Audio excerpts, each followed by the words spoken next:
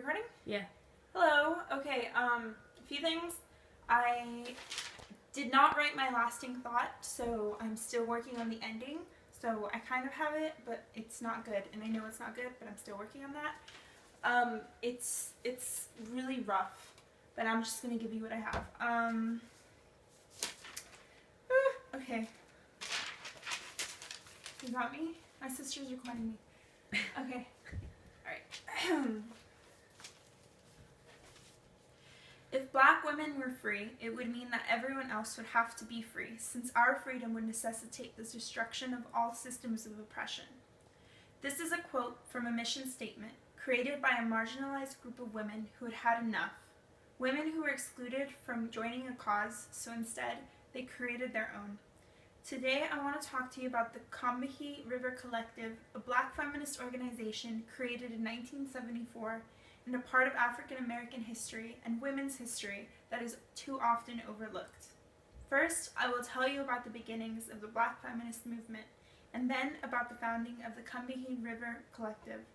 Next, I will tell you about some of the activism that they led, and then their eventual decline, but not before telling you about the legacy these women left behind.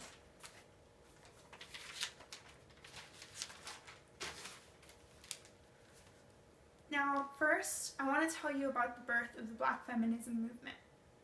Basic definition of feminism, according to Merriam-Webster, feminism is the theory of the political, economic, and social equality of the sexes. Contrary to current popular thought, feminism is not the radical belief in the superiority of women, but rather a belief in the equality of men and women. However, it is often overlooked that men and women can be further marginalized based on their sexuality or their socioeconomic status or their race. Further marginalization led to the black feminist movement. According to the History of Black Feminism in the U.S., a publication of MIT, the black feminism movement grew out of and is in response to the black liberation movement and the women's movement. All too often, black was equated with black men, and women was equated with white women. So black women who were being excluded from both movements forms their own movement. This marks the 1973 founding of the National Black Feminist Organization, or NBFO, in New York. However, as stated in the History of Black Feminism in the U.S., many myths were created to prevent black women from joining the movement. But regardless, this movement flourished, with the NBFO branching out and creating various other black feminism organizations, the most notable of these being the Combahee River Collective. So now that you know about the beginnings of the black feminist movement, I want to tell you about the founding of the Combahee River Collective specifically. It all began with Barbara Smith. And according to Living for the Revolution, a book by Patricia Springer, she was raised in Cleveland, Ohio by an aunt, along with her twin sister Beverly. They were both very interested in the civil rights movement, particularly feminism, but they believed feminism was just a crazy invention of privileged white women. Eventually, Barbara Smith came in contact with Margaret Sloan, one of the women in charge of the NBFO. She attended the Eastern Regional Conference in New York. After, she decided that she wanted to find women in the NBFO who were locals to Boston to create a Boston chapter, and her interest and involvement in the NBFO began. However, as she began to see differences in the ideals held by the Boston chapter and the NBFO, she thought maybe it was time for a change. As stated in the Combahee River Collective statement, which I will touch upon more later, the first few meetings of the Boston chapter didn't really have much of a strategy, a statement, or a focus. And so the Boston chapter decided to become an independent collective, since they had serious disagreements with NBFO's bourgeois feminist stance.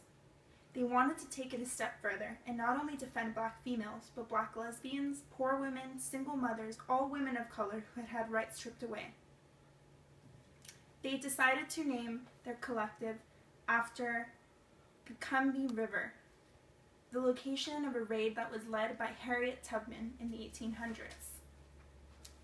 Now that you know about the beginning of the Combahee River Collective, I want to tell you some of the major activism that they were a part of. The CRC, as I will further be referring to them as, put together a group called Crisis to combat an issue in their local community.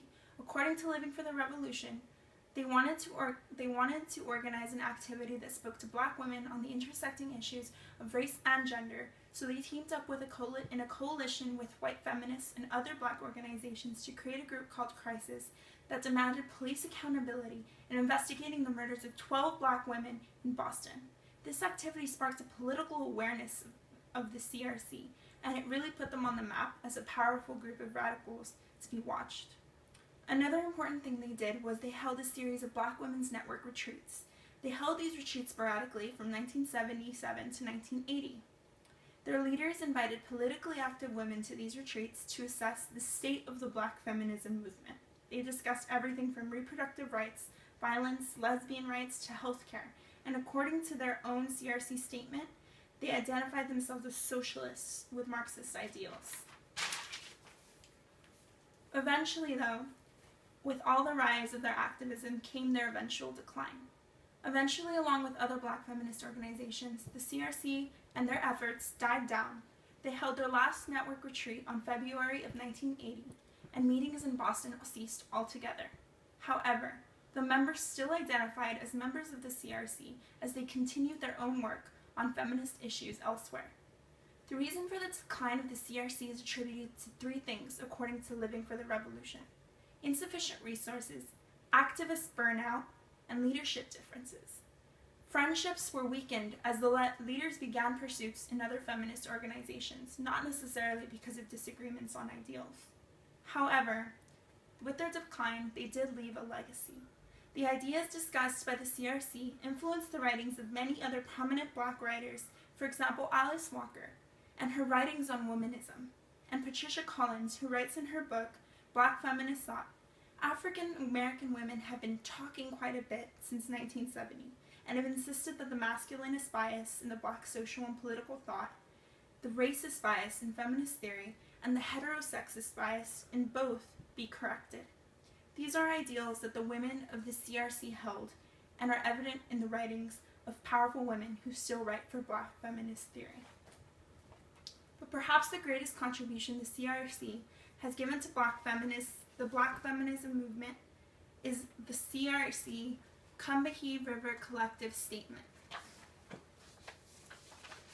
Sorry, everything's foul. Hold on. Go ahead, take your time. No, I can't. I know you can't. So hurry. Sorry, I lost it. No, I didn't. I have it with me right now. Oh my god. Okay. You're gonna edit that out, right?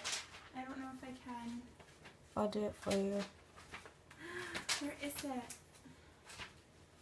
Okay, pause it. Or stop it.